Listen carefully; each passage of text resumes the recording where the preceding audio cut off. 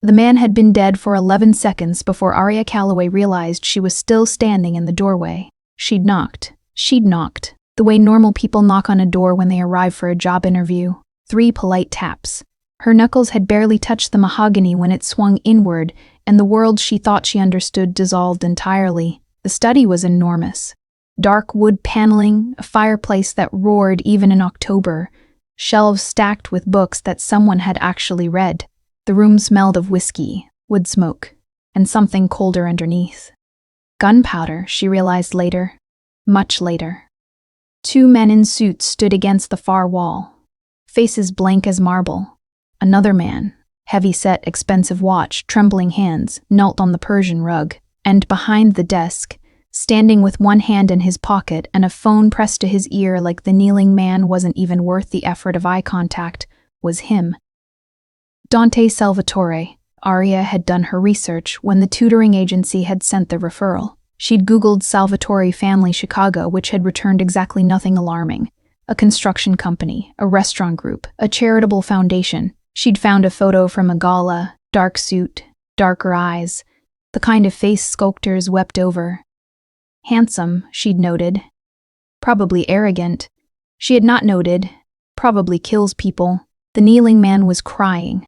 Actual tears tracking down jowled cheeks, dripping onto what had been, until recently, a very nice tie. Dante ended his phone call. He slid the phone into his pocket with the same energy a professor might cap a marker. Then he looked at the kneeling man, and the temperature in the room dropped 10 degrees. "You stole from me," Dante said. His voice was low, measured, Italian-accented only at the edges. "From my family. In my city." He tilted his head slightly as if considering something academic. "Do you understand what that means, Caruso? Please." The man named Caruso reached out a hand. Dante's gaze moved. That was all, just moved, flicked to one of the suited men like a switch being thrown. And the suited man pressed a gun to the back of Caruso's head, and then there was one sharp sound, and then Arya made a noise. It wasn't a scream, it was something worse. A small, involuntary exhale of horror, barely audible, the sound a person makes when the world drops out from under them. But in the sudden silence of the study, it carried like a gunshot of its own. Every head turned. Dante's eyes found her in the doorway, dark eyes, almost black in this light, moving over her in a single efficient sweep. She was wearing her interview outfit, gray blazer, hair pinned up, laptop bag over one shoulder, the stack of teaching credentials she'd printed at the library tucked under her arm like a shield. She looked exactly like what she was, a 24-year-old graduate student who had arrived 40 minutes early and knocked on the wrong door. "Run," her brain said. Her body didn't move. Dante handed a folded cloth to one of his men without breaking eye contact with her. He straightened his cuffs. He walked toward her with the unhurried certainty of a man who had never once been told no. "Miss Calloway," he said. She blinked. "You know my name. You are expected." He stopped 2 feet away. Up close, he was taller than she'd estimated, and the photograph had lied, not about his face, but about his eyes. They weren't merely dark, they were measuring, like she was an equation he'd just decided to solve. "You arrived early." She pulled air into her lungs with some effort. "There's a man on your floor." "There is." He didn't look back. Yes. He studied her face. A faint line appeared between his brows, not concern. "Calculation. Are you going to faint?" Rage was an interesting thing. It arrived in Arya's chest like a key turning a lock. Her spine straightened. "No," she said flatly. "I'm going to leave." She turned. His hand closed around her wrist. Not rough. Not painful. Just absolute. The grip of a man who had decided something and saw no further need for discussion. "You've seen something you shouldn't." His voice was quiet against the back of her ear, which means you're either a liability or you're under my protection. A beat. "I prefer the latter. It's tidier. I'm a tutor," she said. "I'm here for your sister. I know why you're here." He released her wrist but stepped sideways, blocking the door with his body. His shoulders filled the frame. "And now you'll come inside, Miss Calloway, and we'll discuss the terms of your extended employment." Her heart hammered. Her credentials were still clutched to her chest like a prayer. "And if I refuse?" Dante Salvatore looked at her the way men like him had probably looked at borders they were about to cross. "You're not going anywhere," he said. Arya's apartment was the size of Dante Salvatore's closet. She knew this because she spent the next 72 hours thinking about her apartment. The crooked window that let in October wind.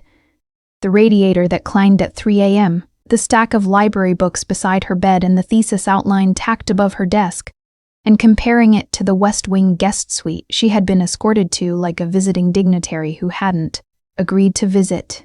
The room was beautiful, obscenely so. Stone fireplace, ivory linens, a bathroom with heated floors and a shower that had settings she didn't understand. A window overlooked the back garden, where two men in dark coats walked a slow, deliberate perimeter every 40 minutes. She had timed it on the first night because she was the kind of person who timed things. She had also, on the first night, tried the door. It opened. She had walked approximately 12 feet down the hallway before a very large man named Bruno materialized from the shadows and said, pleasantly, "Miss Calloway." "Mr. Calloway, Salvatore asked that you remain in your room until morning." He had said it the way people say the bridge is out ahead. Not a threat, just an unfortunate fact. So, caged, but politely, she called her mother. She said, "Something came up with the new client. I might be staying on site for a while." She called the tutoring agency and told them the same. She did not call the police, because she was not stupid. She had seen what Dante Salvatore's patients looked like when it ended. By day 3, Lucia found her. Dante's sister was 17, dark-haired and approximately as chaotic as a natural disaster in expensive sneakers. She appeared at Arya's door at 8 a.m., bouncing on the balls of her feet, eating a croissant. "You're still here," she said, delighted, as if Arya had passed some kind of test. "I don't appear to have a choice," Arya said carefully. Lucia waved this away. "Dante's not going to hurt you. He's just..." She made a gesture. "Dante." Like that explained everything. "Come on," he said, "you're starting my lessons today. Pre-calculus and English lit." "I hate pre-calculus. I like you already." Arya spent the first session sitting at the long dining table while Lucia performed dramatic agony over quadratic equations, and she tried very hard not to think about the study down the hall. She was failing spectacularly at that when Dante appeared in the doorway. He wasn't wearing a suit. Dark trousers, a gray shirt with the sleeves rolled to the elbows, a coffee cup in one hand. He looked like a dangerous man who'd briefly decided to look domestic, and the combination was unreasonably effective. He looked at the open textbook, then at Arya, and something unreadable moved across his face. "How is she?" he asked Arya, as if Lucia weren't sitting 3 feet away. "Brilliant at English, resistant to math." Arya kept her voice even, professional. Like there wasn't a body she'd seen 2 days ago that she was actively suppressing. "She'll catch up." Lucia looked between them with poorly concealed delight. Dante stepped into the room, set his coffee down, picked up the textbook and flipped to the previous chapter. "She skipped this unit," he said, handing it back to Arya. His fingers brushed hers. Brief, deliberate or accidental. She genuinely couldn't tell. "Start here." She looked up at him. Her voice, to its credit, only wavered slightly. "Are you going to explain what's happening to me? Am I going to be able to leave? Ever?" Lucia suddenly found the ceiling fascinating. Dante looked at Arya for a long moment. Something moved behind his eyes. It wasn't cruelty. It was something more complicated, something that almost looked like a decision being made in real time. "You're safe here," he said finally. "You have my word." "Your word," she repeated. "In my world, that means something." "In my world," she said quietly, "it means approximately nothing, because in my world, bosses don't hold employees here against their 'I'm not holding you.'" His jaw tightened slightly. "I'm protecting you. There is a difference." His eyes dropped, just briefly, just a flicker, to her mouth, then up. "One you will come to understand." He picked up his coffee and walked out. Lucia made a sound that was dangerously close to ah. Don't, Arya warned. I didn't say anything. You were about to. Lucia grinned around her croissant. He's never brought anyone home before, just so you know. She paused. Also, he canceled 2 meetings to make sure you had the right kind of coffee this morning. He asked Rosa what kind you took. Something warm and traitorous flickered in Arya's chest. She stamped it out immediately. She was a captive. She was not going to develop feelings about the man who'd tracked her here. She was going to wait for her opportunity, gather herself, and leave. I own you now, she heard his voice say in her memory. The words he hadn't technically said, but that lived in every measured silence, every look, every carefully blocked doorway. She turned back to the textbook. She needed to get out of here. She was already not sure she wanted to. Marco Rinaldi had been Dante's consigliere for 9 years, which meant he had watched Dante Salvatore execute deals with surgical precision, absorb grief without flinching, and dismantle 2 rival families without ever raising his voice. He had never once seen Dante be distracted. Until now. You've reviewed the Northern Route report twice, Marco said from across the desk, keeping his voice perfectly neutral. The same page. Dante looked up. The study had been cleaned. New rug, same room, no evidence. Marco had ensured that personally. Talk, Dante said. Marco set his tablet down. The Moretti family has been making quiet inquiries about our eastern warehouses. Nothing actionable yet, but Sebastian says their new money man has been mapping our supply routes. Dante's gaze sharpened. Which money man? Goes by Reyes. Hired 6 months ago. No clean background. Dante was already thinking 3 steps ahead. Marco could see it. The way his eyes went flat and sharp simultaneously. The way his fingers stilled on the desk. Put someone on him. Nothing aggressive. Watch. Done. Marco paused. And the girl? Her name is Arya. Marco raised his eyebrows approximately 2 millimeters. For Marco, this was the equivalent of a standing ovation of surprise. Miss Calloway, Dante said, correcting himself. His jaw moved. She's staying. She witnessed. She stays. Final. Non-negotiable. The voice that ended conversations. Marco let a beat of silence pass. Lucia is fond of her. Lucia is fond of her. Lucia arranged her being here. Dante looked up. You didn't know? My sister called the tutoring agency herself, gave them my name, my account number, told them it was authorized by me. He almost smiled. Almost. 17 years old and she's already running plays.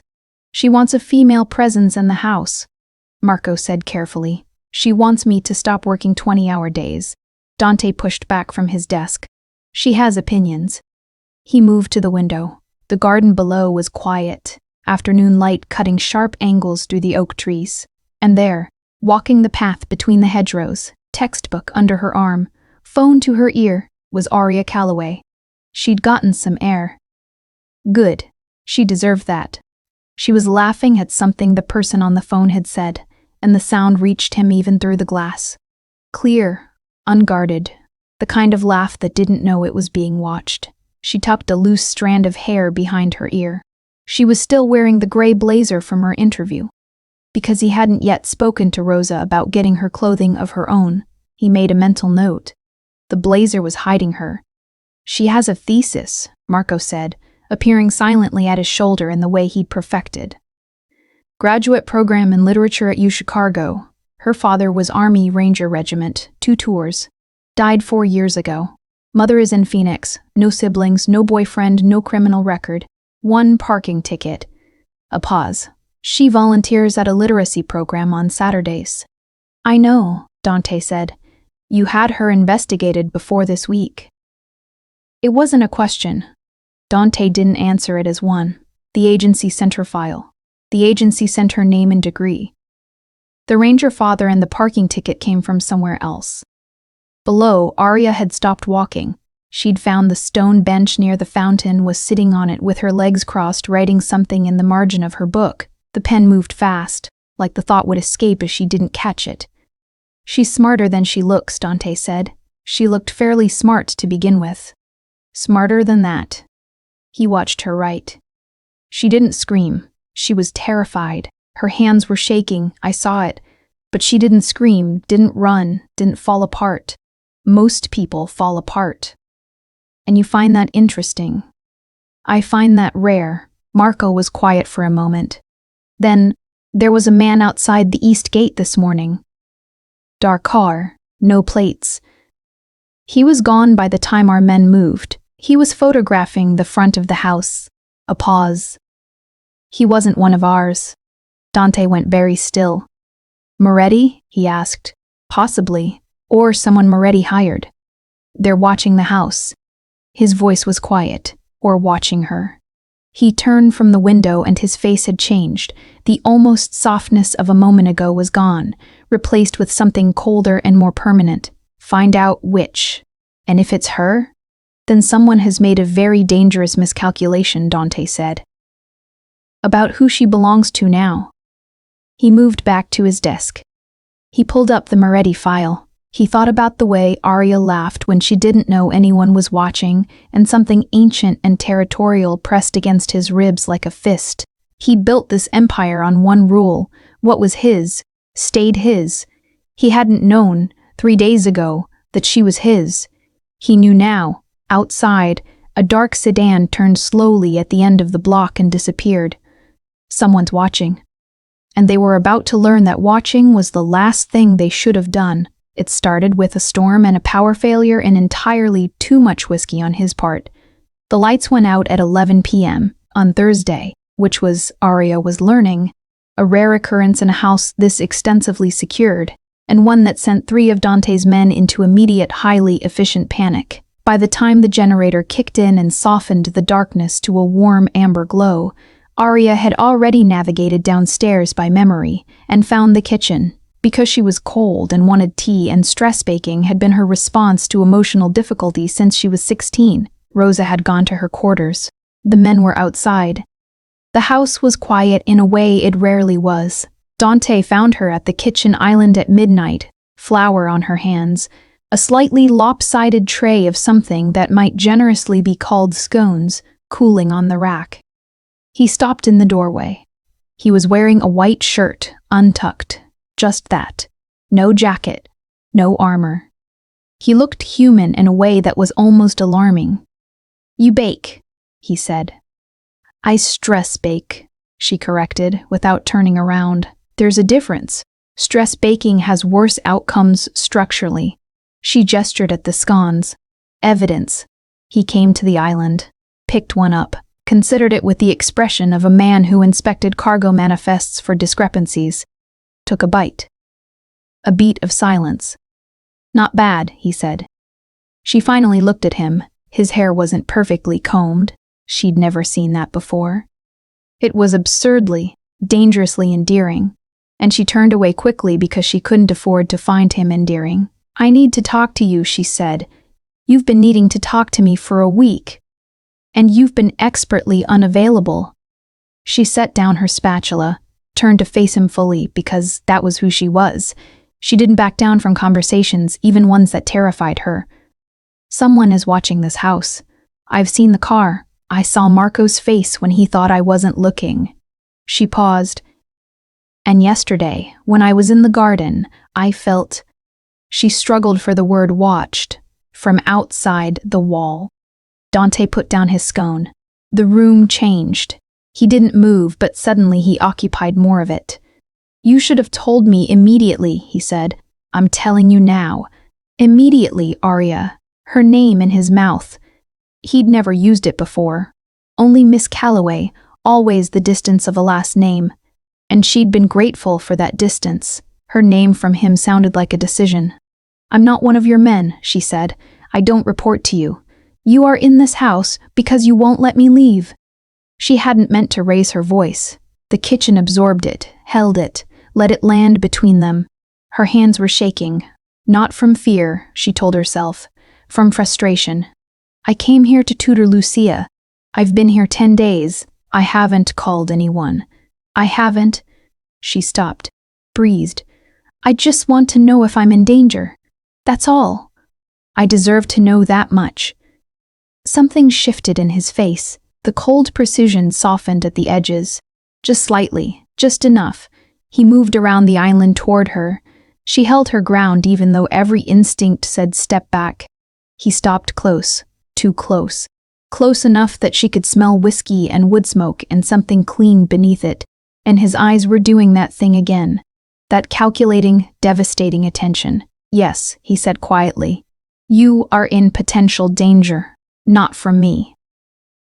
He paused. Never from me. How do I know? Because I said so. His hand came up, slowly, deliberately telegraphed, like he was giving her every chance to stop him. His thumb grazed her jaw, just that, the pad of his thumb against the line of her jaw. And she forgot how to breathe, and because in 9 years I have never once lied to someone I was protecting. His eyes tracked her face.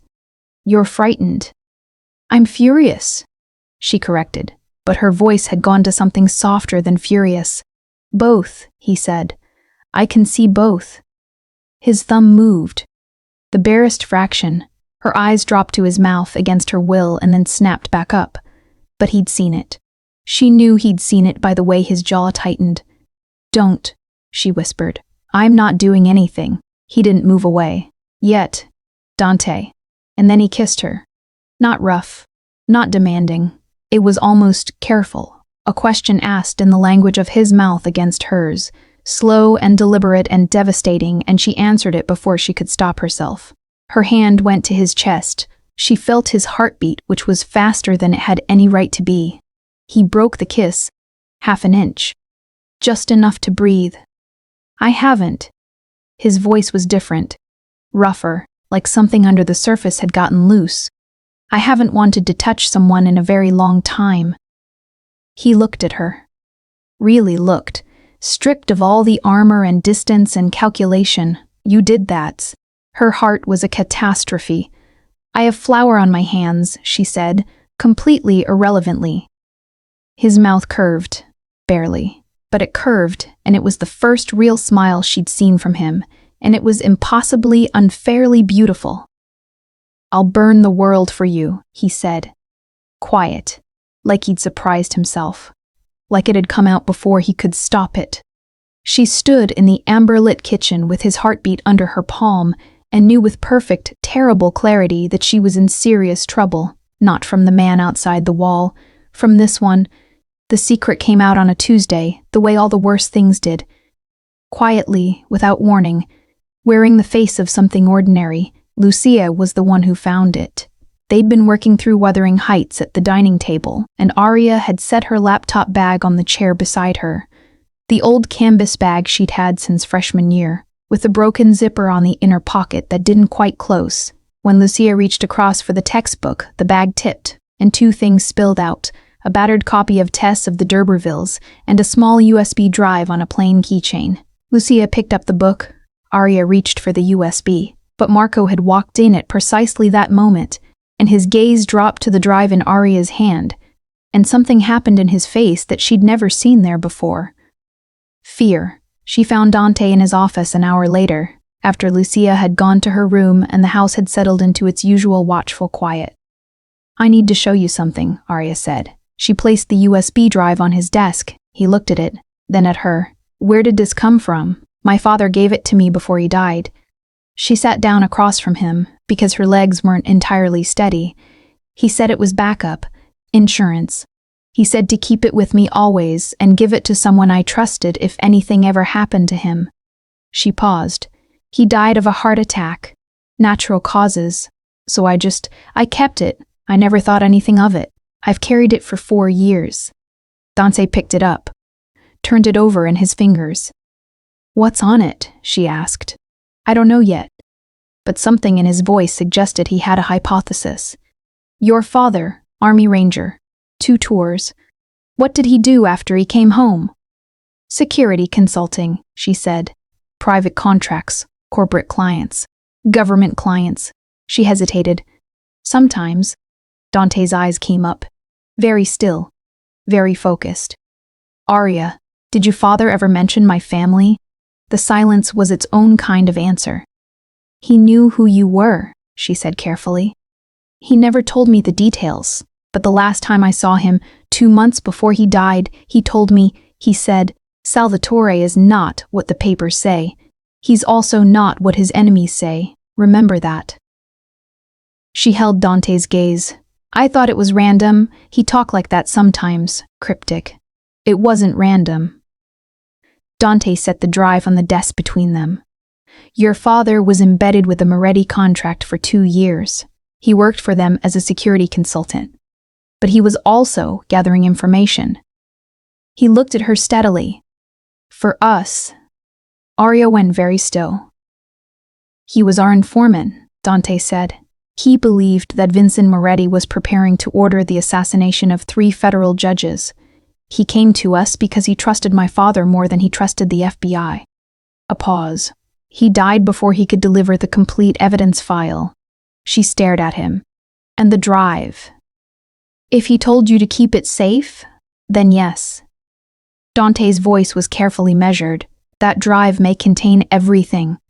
The room breathed around them. Arya felt the ground shifting beneath a life she'd thought she understood. He never told me, she said. Not accusatory, just bewildered. He was protecting you. Dante stood. He came around the desk. Not threatening, but close, the way he always positioned himself near her now. Like proximity was a habit his body had adopted without consulting him. He loved you enough to keep the danger away from you. The Morettis, she said. The car outside, they've been watching me. They found out he had a daughter at U Chicago. His jaw was tight. They'd been looking for this drive for 4 years, and you didn't know I had it. She looked at him. When you first kept me here, you didn't know. No. Direct. Unequivocal. But now you do. Yes. He held her gaze. And it changes nothing. You are still safe here. The drive is still yours. And whoever sent that car outside your house is going to learn what happens when they threaten what is mine. His hand came to her face, cupping it gently, thumb at her cheekbone. You are not a pawn, Arya. You were never a pawn. She blinked hard against something that was embarrassingly close to tears. I'd like not to cry in front of you. Then don't, he said. But he didn't move his hand. Be angry instead. It suits you better. She laughed, startled, half broken. In the hallway, she didn't see Sebastian Rossi pause outside the partially open door. She didn't see him look at the USB drive on the desk, calculate, then quietly take out his phone. She was looking at Dante. He was looking at her. Neither of them heard the text message being sent. She has it. I'll get it tonight. The ambush came at 2 a.m. 4 men. East entrance. They cut the external feed on the camera that covered the garden gate. Professionally done. 8-second gap. Clean. Bruno was down before he could raise his radio. The second guard made it 3 steps before he didn't. Arya was awake. She was always awake at 2 a.m. An old habit. Her body's way of honoring the hour her father's phone calls always used to come from overseas. She was at the window with a book. Vincent Moretti's secondary facility was a warehouse complex in the South Industrial District. Dante's intelligence had flagged it 3 months ago as a ghost address, theoretically dormant. They'd been wrong. Moretti was clever in the way that patient, calculating men are clever. He let others underestimate him, and then he moved when they thought he wasn't watching. Arya was watching everything. They'd taken her cleanly. 6 men, military coordination, 2 of them in uniforms that didn't pass inspection but passed a distracted glance. She'd been in the library when the lights went. She'd moved toward the door and they'd been waiting in the hall, which meant they'd known the layout, which meant Sebastian's information had been more detailed than anyone realized. She hadn't screamed. She'd fought. She'd landed 2 solid hits, broken 1 man's nose, nearly gotten free. But they'd been trained for exactly this, and she'd been alone. Now she was in a chair in a concrete room that smelled of machine oil and cold water. Not tied down. Handcuffed to a support pipe, yes, but not strapped down. And the distinction mattered because she'd been cataloging her option since the first 30 seconds. The pipe was secure. The chair was not. 2 guards outside the door, rotating every 20 minutes. She'd heard the footstep pattern. Camera in the upper left corner. Blind spot in the lower right. Her father's voice. They'll want information. Information means time. Time means opportunity. Use it. Vincent Moretti came at hour 2. He was nothing like she'd imagined. She'd built a monster in her mind. Crude and brutal. Cut from the same terrifying cloth as the violence she'd lived with for 2 weeks. But Moretti was a blanket when she heard the sound that didn't belong. Not the usual shift-change footsteps of the perimeter guards, but something faster, something urgent, moving toward the east wing. She was on her feet before she'd consciously decided to move. Her father's voice in her head. First sound you don't recognize, move toward an exit, not toward it. She was already in the hallway when Dante's bedroom door opened and he emerged, fully dressed, which meant he hadn't slept at all. And the look on his face when he saw her standing there stopped him for exactly 1/2 second. East wing, he said. I know, I heard. He looked at her. Something furious and possessive crossed his face. Stay, don't say stay. She moved toward him. Where is Lucia? West wing bedroom. Marco is with her. He caught her arm. I mean it, Arya. Stay in this hall. I won't be a passive target. Her voice was steady. Give me something. His eyes raked over her face, measuring, deciding. Then he reached into the back of his waistband and pressed a handgun into her grip. His hand covered hers around it for 1 second. Safety is off, he said. You know how to use it. My father was a ranger. She checked the chamber. 300 hours of range time since age 14, and her hands remembered even if her heart was screaming. Yes. He looked at her like she'd just rearranged something inside him. Then the crash came. Glass. 1 floor below? And Dante moved. She had never seen him fight. She had seen the result of his violence, once, in a doorway that had changed her life, but not the act, not the live, breathing, predatory efficiency of it. He was down the stairs before she'd taken 3 steps, and what followed in the entry hall was not chaos. It was something far more terrifying than chaos. It was precision. 4 men. He dealt with them in the way a knife deals with rope. Direct, economical, absolutely without mercy. The first was down in seconds. The second got a gun up and Dante moved inside the angle of it before the shot cleared, twisted, redirected, and the sound was not pleasant. The third tried to run. He didn't make it. The fourth had gotten past. She heard him on the landing above her. She turned. He was large, dark-clothed, and he had a gun pointed at her chest. His eyes were on the canvas bag hanging from her shoulder. She'd grabbed it instinctively. Old habit, always the bag. Give it to me, he said. The drive. Her heart was detonating. Her hands were not. You followed me for 4 years, she said, stalling. Her finger was on the trigger. You killed for it. The drive, he said again, stepping forward. Last chance. Her father's voice, center mass. Don't hesitate. She didn't hesitate. The shot caught him in the shoulder. She'd aimed for the arm. Nerves adjusted for chest, and he went sideways and down, guns skittering on marble, and then Dante was there. There, coming up the stairs behind her, and the sound he made when he saw the man on the floor and Arya standing over him was not a word. It was barely human. He looked at her. At the gun in her hand, at the man on the floor. Are you hit? His voice was a controlled detonation. No. Her hands had started shaking now. I'm not. I'm fine. He crossed to her in 3 strides. His hands caught her face. You're mine, he said, low, rough, stripped of everything except the truth of it. Mine, Arya. Do you hear me? His eyes searched hers. No one touches you. No one looks at you. I will level this entire city before I let anything happen to you. That's quite a promise, she managed. It's not a promise. He pressed his forehead to hers, his hands in her hair, his heart beating against her chest where he'd pulled her close. It's a fact. She held his shirt in her fists and let herself stop being brave for exactly 30 seconds. When she looked up, he kissed her, nothing careful about it this time, deep and claiming and desperate, and she kissed him back because there was nothing else to do. Because the world had narrowed to this hallway, and this man and the terrifying, irreversible truth. She was falling in love with a monster who was learning, slowly, to be something else. From somewhere below, Marco's voice, "Dante, we need to talk, now." The name he'd heard the wounded man say, the name that had been on his phone. Sebastian Rossi, their own man. War, Arya thought dimly against Dante's chest, had just begun.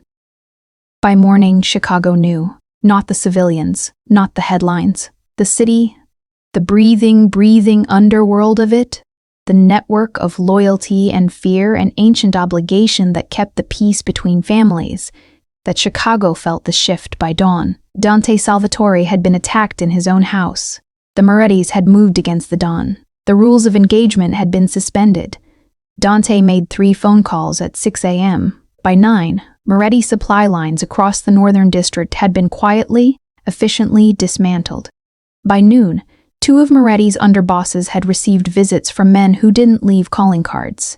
By 2 o'clock, Marco had a full map of Vincent Moretti's movements over the previous 3 months on Dante's desk, cross-referenced with Sebastian's phone records. Sebastian Rossi. 11 years in the Salvatore organization. Consigliere track, loyal, trusted. Feeding information to the Morettis for 18 months. Dante sat with that knowledge for exactly the amount of time it took him to drink a single espresso. Then he stood up and put on his jacket, and Marco understood from the set of his shoulders that they were going to war. "Lucia," Dante said. "I've moved her to the secondary house," Marco said. 6 men, and Arya. She's here. She refused to leave. Marco kept his voice completely neutral. Quite emphatically. He found her in the library, which should not have surprised him. She had a yellow legal pad on her knee, and she was writing, not notes, he realized, but a timeline. Names, dates, arrows connecting events. She'd been mapping it, the way she mapped the texts she taught, finding the structure underneath. She looked up when he came in. She had dark circles under her eyes, and she was still somehow the most focused person in the room. "Sebastian has been feeding them information for 18 months, she said, "which means they knew I was coming before I arrived. The tutoring agency placement wasn't random. They encouraged it. They wanted me here, near the drive." She tapped the legal pad. "They thought proximity to your family might flesh out the file." He stopped in the center of the room. "I was the bait," she said, flat. Matter of fact, unwittingly. Still bait. She set down the pen. "My father kept that evidence to protect people. Now it's gotten people killed." She looked at her hands. "How many?" "Bruno will survive," Dante said. "The other guard." He stopped. "He had a family." She closed her eyes. "I'm sorry. It's not your fault. It's not my fault." She looked up. "What happens now?" "Now we go to Moretti directly." He held her gaze. "And we end this." "And Sebastian?" The temperature dropped. "Sebastian has been handled." She didn't ask what that meant. Her father's training had given her a fluency in what men like Dante meant by handled. "I need you to go to the secondary house," he said. "With Lucia." "No. Arya, if I leave this house, I become a moving target with fewer resources to protect me." She stood up. "I've thought about this. I'm safer here where you have security than in a car on the road or in a secondary location that Moretti may already know about." She held his gaze. "I'm also not."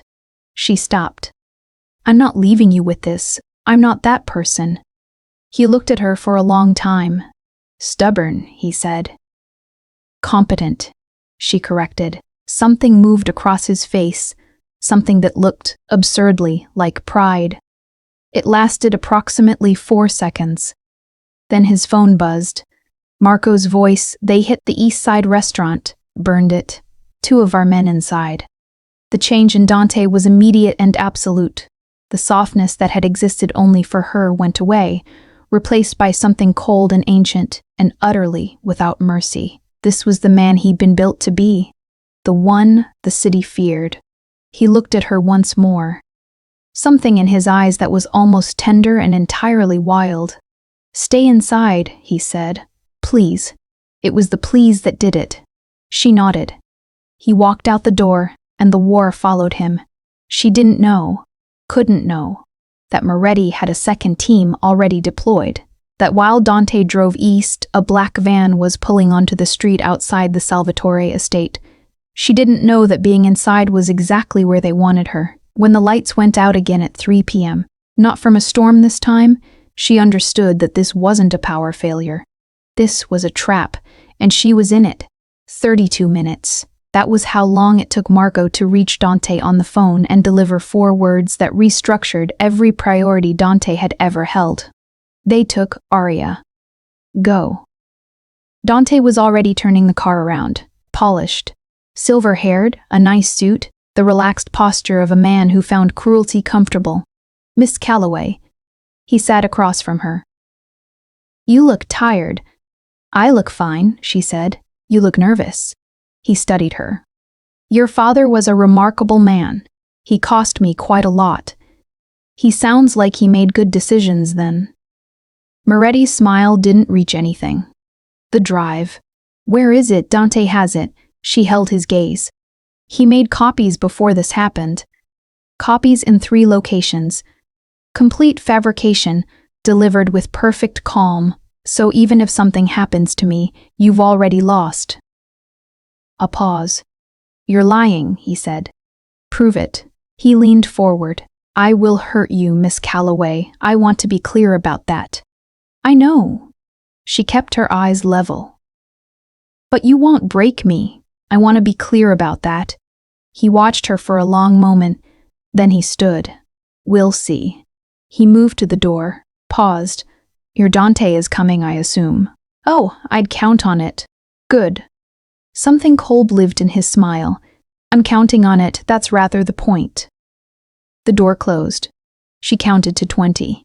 Then she looked at the cuff on her wrist, looked at the angle of the pipe, looked at the chair's weak point junction, the back right leg, cheaper metal, the weld slightly off-center. She'd noticed that in the first 5 minutes. She thought of Dante's face when he pressed his forehead to hers in the hallway. She thought of her father, who had protected her so carefully that she'd grown up not knowing who she was. She positioned her feet, gathered everything she had. She wasn't going to wait for rescue. She was going to save herself first. The chair leg broke on the second attempt. It was enough. Just enough. She was working at the cuff when she heard the first explosion outside. He was here. The building shook.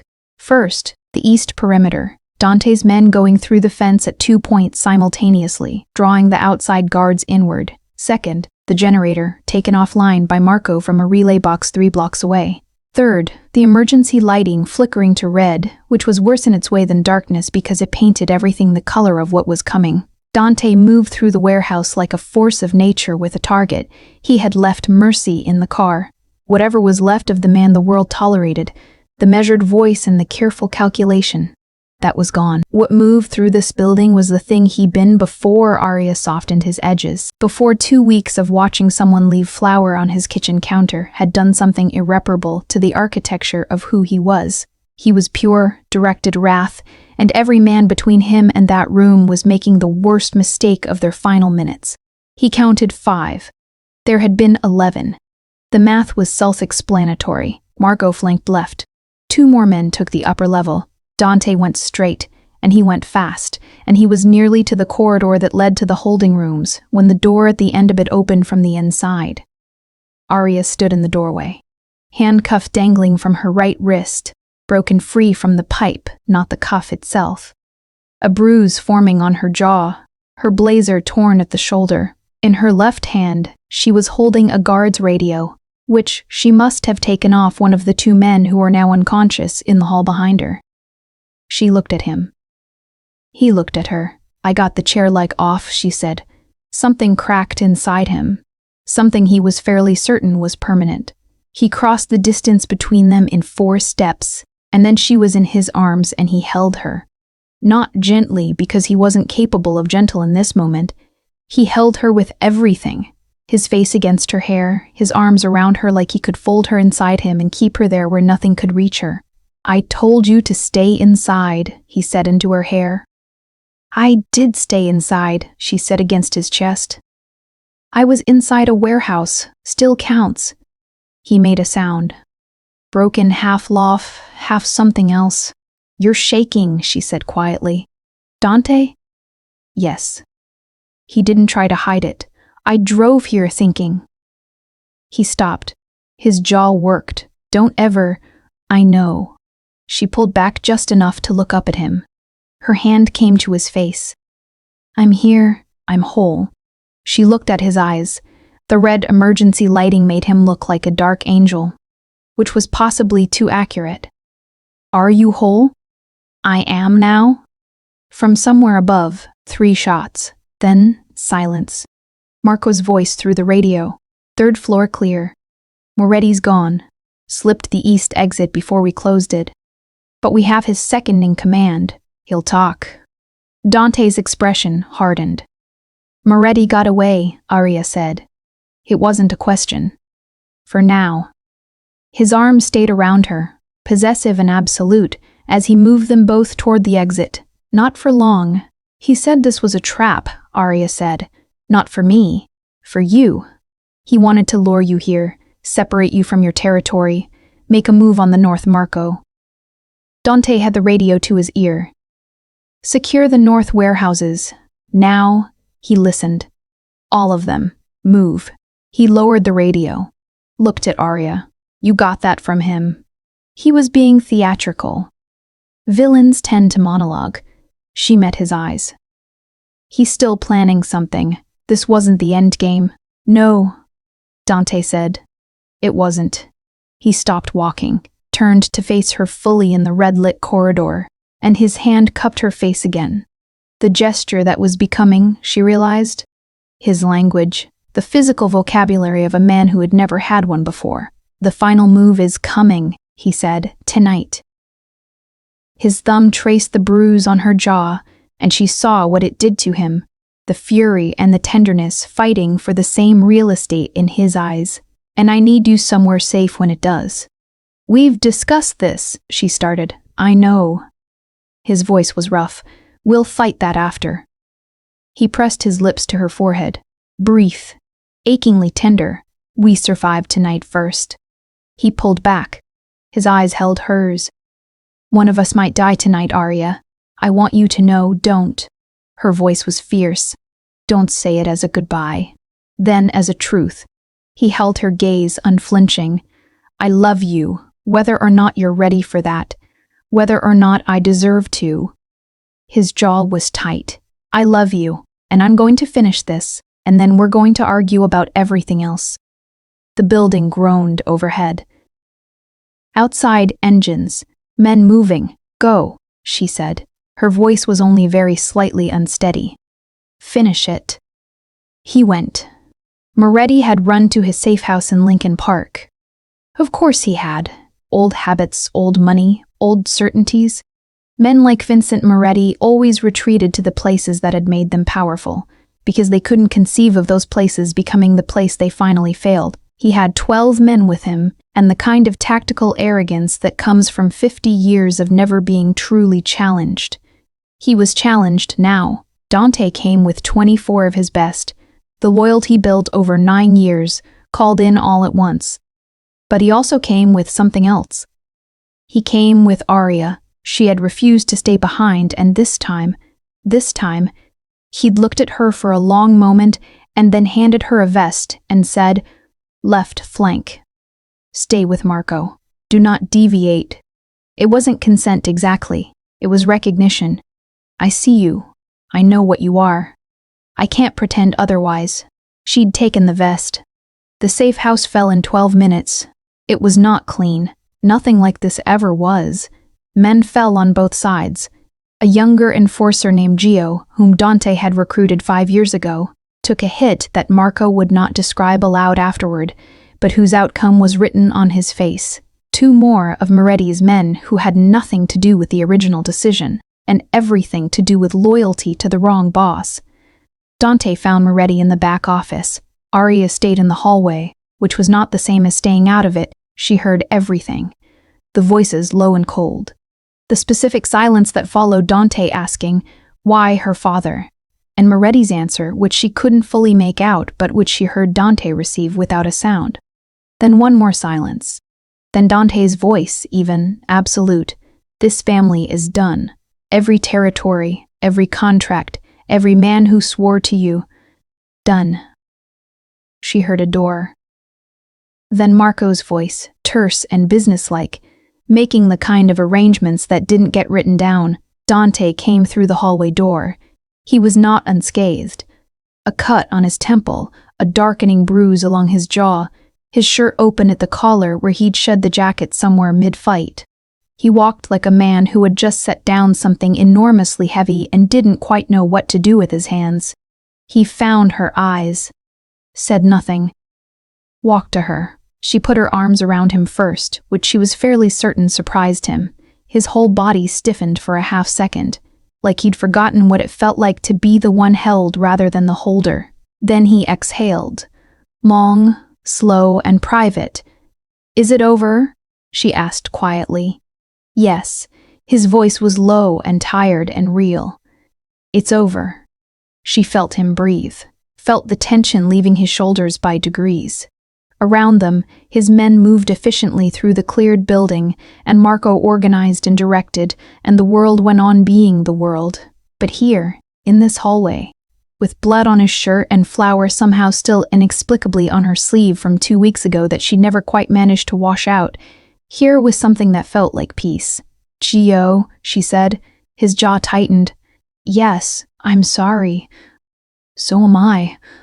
He pulled back to look at her. His hand was in her hair. He had a daughter, 4 years old. A muscle moved in his cheek. I'll take care of her. Her education, her future, everything. It's not enough, but it's what I have. She looked at him, at the man underneath the dawn, the one who felt Gio's loss, who had shaken when he'd thought she might be dead, who made scones taste not bad and kept his dead father's books on shelves he read from. It's over, he said again.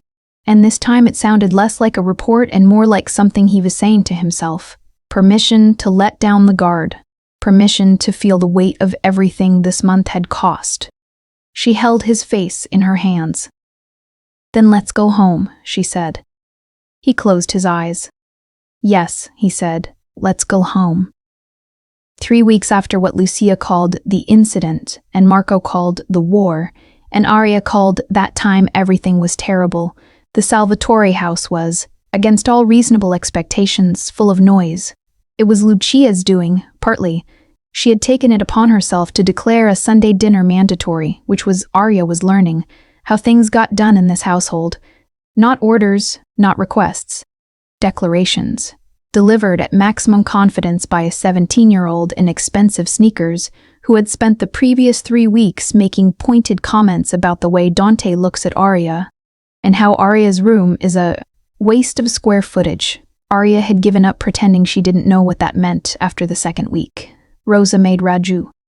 Marco brought wine that cost more than Arya's monthly grocery budget. 4 of Dante's trusted men sat at the far end of the table and argued about football in a way that was almost aggressively normal, which Arya now understood was its own kind of gift, the deliberate cultivation of ordinary moments. She was helping Rosa in the kitchen, she'd insisted. Standing around felt wrong when Rosa was managing 8 pots when Dante appeared in the doorway. He did that sometimes, she'd noticed. Appeared in doorways when she was in rooms, like his body tracked her by instinct and he didn't always bother fighting it. You're going to be early to help Rosa for the rest of your life, aren't you? He said. Not a question. Some people show love through acts of service, she said, stirring. According to the 5 love languages, which is a book I would genuinely enjoy discussing with you, except that dinner first, he said. He came into the kitchen, stood beside her at the stove, this close she could feel his warmth, which was unfair. Arya, Dante. Stop stirring, Rosa has that covered. She looked at Rosa, who was very pointedly facing the other direction. Rosa, Arya said. said Rosa, in the tone of someone who was not listening at all. Dante took the spoon from Arya's hand and set it on the rest and turned her to face him. He was in a white shirt again. Her brain had developed a specific, unhelpful response to him in white shirts, and he had the expression he got when he'd decided something and wanted to say it precisely. "You stayed," he said, "when you had every reason to leave, every option." His eyes tracked her face. "You could have taken the drive to the FBI the first week. You could have run after the first night. You chose to stay." "I couldn't leave Lucia," she said. "Initially. And then," she held his gaze, "and then I couldn't leave you." Something moved across his face that was entirely unguarded. From his jacket pocket, he took a ring. It was not delicate. It was not what she would have designed for herself in a daydream, because she had never daydreamed about rings. It was dark gold with a black diamond at the center. Vintage, Italian, belonging to a lineage that stretched back 5 generations of the Salvatore family, and it was the most beautiful thing she'd ever seen. He held it between his fingers. "In my world," he said, "this is a blood oath. It means protection. It means loyalty. It means I will go to war for you without hesitation and without condition." His voice was rough at the edges. "In your world, I believe it means something equally significant." From the dining room, barely audible through the wall, Lucia's voice. "Is he doing it? Is he doing it? Marco, quieter. Lucia. I need to know, Lucia." "I need to know, Lucia." Arya laughed.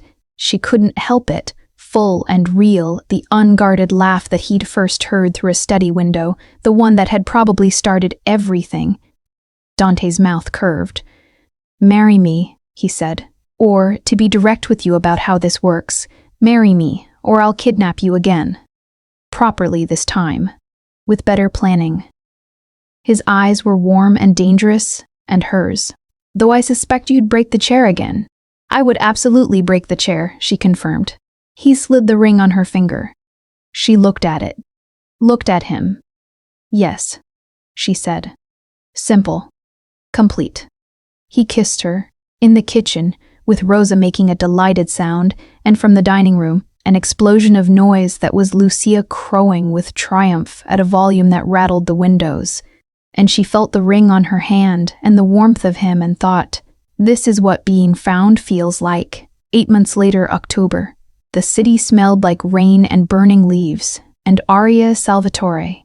Salvatore, the name still surprised her sometimes, the way good things do when they've made themselves at home, was grating papers at the kitchen island when she heard the car on the gravel. Her thesis had been submitted in June. Dr. Calloway Marco had called her when the confirmation came through, with the particular dignity he reserved for things he found genuinely impressive. She was teaching now. 2 sections of undergraduate literature at UChicago, 3 days a week. And the stack of essays on the island was about Wuthering Heights, which she found quietly, perfectly hilarious. The kitchen smelled of coffee, and the ragu Rosa had left simmering. The house was warm. The perimeter camera showed green across every point, which she'd stopped actively checking approximately 3 months ago. And the fact that she could stop checking had felt like its own kind of victory. Dante came in through the back door. Jacket over his arm, the slight tension around his jaw that meant he'd had a difficult meeting. He was in the middle of restructuring the North District's legitimate business holdings, which was exhausting and exactly the kind of careful, patient work he was quietly brilliant at. He'd been working with Marco on it for months, and she'd read every proposal because she was never going to stop being the person who annotated things in margins. He saw her at the island. His expression changed. Just like that. One look and the tension left his jaw. "How many?" he asked, nodding at the papers. 24. She capped her pen. "They all have feelings about Heathcliff, mostly wrong feelings, but passionate ones." He came to her, pressed his lips to her temple. She felt his exhale. "The day leaving him." "Hard one?" she asked. "The Calumet contract." He sat on the stool beside her. "The city board is asking questions about the East development. Nothing actionable, but questions." He picked up her pen, turned it over. "Marco thinks we need a communications advisor." His eyes moved to her face. "I told him I already have one." She raised an eyebrow. Did you? You're better at narrative than anyone I've ever paid. He looked at her. You also have a law enforcement father's instinct for where the weak points are. I have a literary instinct for where the weak points are, she corrected. It's different, is it? His mouth curved. She pointed the pen at him. Don't do the thing where you make me feel intellectually flattered into saying yes to things. Is it working? Infuriatingly, he laughed. Low, real, genuine. Still 8 months in, still something she hadn't gotten used to, because the first time she'd heard it she'd felt the earth tilt, and it hadn't entirely leveled since. From upstairs, the sound of music too loud, something poppy and terrible. Lucia, they said simultaneously. She had her college applications in. 2 of her top 3 choices had already sent early signals. She'd told Dante she was thinking pre-law, which had produced on his face an expression Arya had privately photographed with her memory to treasure forever. The front door opened. Marco's voice in the hall. Dante, quick word. Dante stood. His hand trailed across Arya's shoulders as he passed. Automatic, possessive, warm. She watched him go, and then she looked at the ring on her hand, still startling her sometimes against the white of her papers, the dark diamond catching the October light. She thought about the woman who had knocked on the wrong door with her teaching credentials clutched to her chest, who had stood in a doorway and seen something that had changed everything, who had tried to quit. She could laugh about that now. Really laugh. Who had packed her bag on day 7 and walked to the East Hall and found Bruno in the way and said, I am professionally resigning this position, and Bruno had looked at her with genuine sympathy and said, Miss Calloway, I cannot advise that course of action. She thought about her father, about the drive, which had now been passed to a federal contact Dante trusted, a careful, quiet handover that had sealed 3 ongoing investigations and cost Vincent Moretti everything he built over 50 years. About the way her father's voice had said, Salvatore is not what his enemies say, and how completely, spectacularly right he'd been. She picked up her pen, picked up the next paper. Dante came back into the kitchen 10 minutes later. He saw her working and didn't interrupt. He made 2 espressos and set hers beside her without a word, and that was its own language now, that specific fluency they had built. She felt him sit beside her again, felt the warmth of him. She looked up. He was watching her with that expression, the unguarded one, the one only she got, the one that had started somewhere around scones and a rainstorm, and the first time he'd said her name like a decision. What? She said. Nothing. He looked back at his phone. She looked back at her papers. Dante. Arya. I love you. She said it simply, the way she said things now, without armor, without the elaborate defenses she'd built around herself before him, in case you needed to hear it on a Tuesday. He put down his phone. Looked at her. I needed to hear it on a Tuesday, he said. She smiled.